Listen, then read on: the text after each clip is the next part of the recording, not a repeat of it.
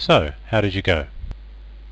I would expect that the solutions to this particular chapter's exercises were considerably simpler than the ones on functions.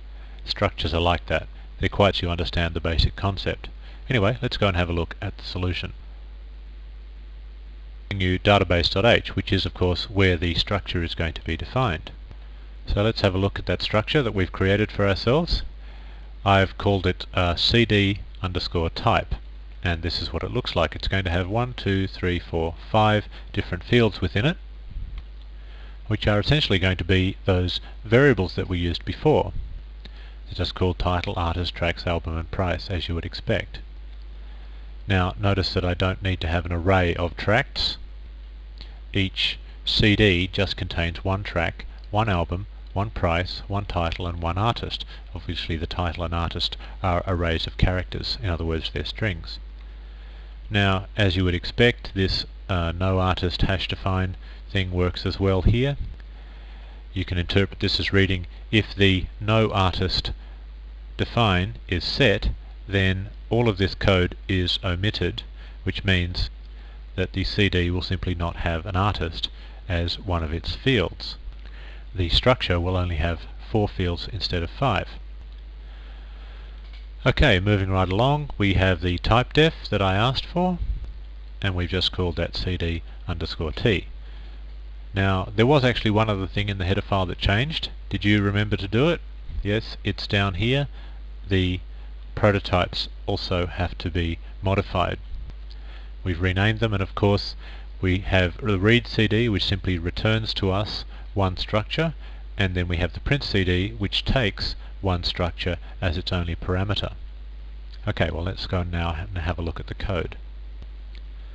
So this is database.c. What I'll do is I'll skip straight down to the beginning of the main, and I'll start there. Okay, so here we are at the main, and notice that all we have now at the beginning is one single variable called CDs, CDS, and that is simply an array of 100 of these, and these is of course a alias for the structure name.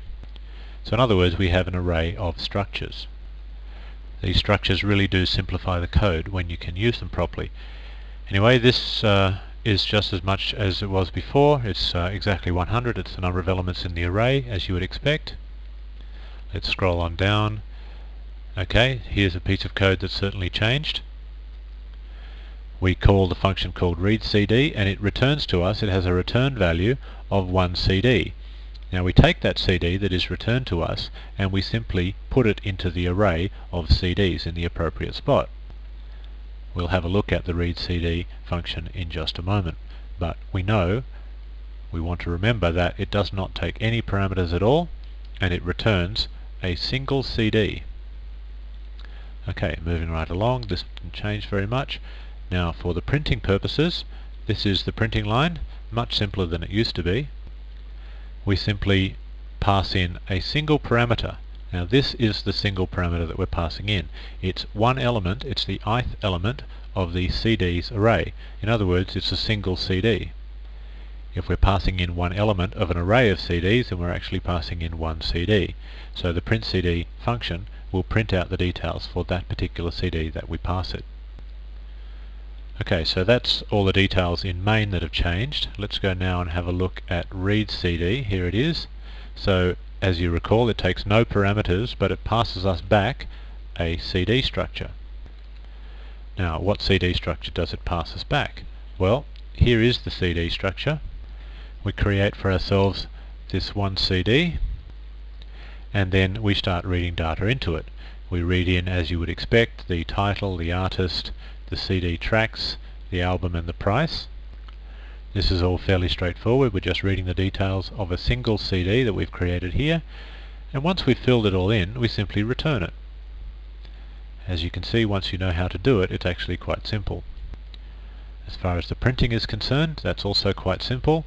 We pass in, as you recall, one CD structure, and then we print out the details of it. We'll call this CD, so we simply print out the CD title, CD artist, tracks and so on. As you recall, this is a boolean. Now I could compile and run it for you, but you won't notice any difference at all.